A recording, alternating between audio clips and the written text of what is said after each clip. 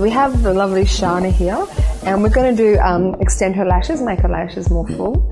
So doing the obvious part first, we're just going to curl them, apply some mascara. Look down for me, cross that way. And is that pinching you at all? No. 3 seconds, 1, 2, 3. I always like to give someone a time limit so they don't freak out in this way. Pinching an eyelash is one of the most painful things you can do to somebody. And look down and across that way. And you'll notice that is that okay? I always give a bit of a wiggle first.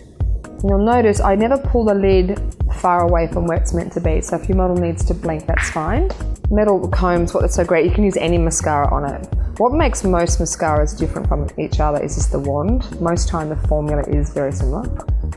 So the metal comb gets it right to the roots. Away from it. Now when you're applying, look to me, look across to it, down, that's it. When you're applying a full lash, you've got to be very careful that you don't make the eye droop and you don't close down the eye.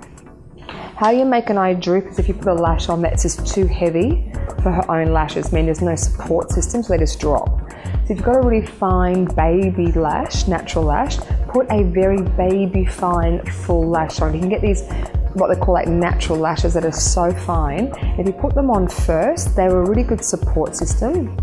Or if you want to get quite a full lash, I make sure they're full but not too long.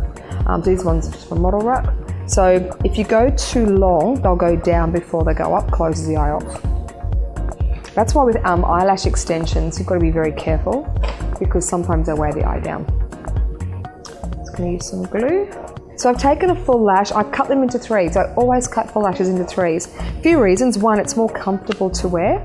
And two, it gives you the flexibility to make the lashes wider or more narrow, and I'll show you. I always put the inner part on first. I'm going to put it in the corner. And Shana, can you gently blink? Is that uncomfortable? No, that's fine. If it's uncomfortable, it means you've gone too close to the inner eye corner. So you get it on and you ask your model straight away if it's okay. Nothing worse than doing a whole lash, you finish and they tell you that it's hurting. Okay, look to me. And look down. And just look straight ahead.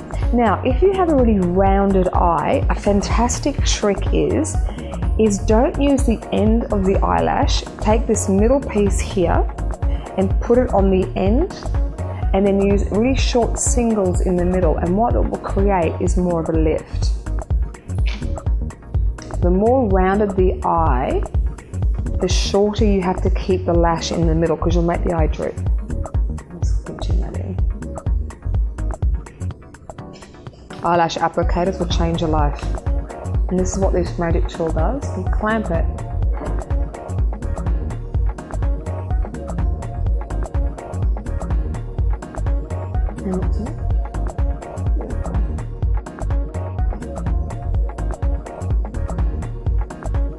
Now, this is where, if the eyelash you've cut is too long for the eye, say it comes out here, cut the end piece in half again, and then use the end piece and overlap it on the end. So what you'll do is you'll create a full lash that has even more thickness on the ends.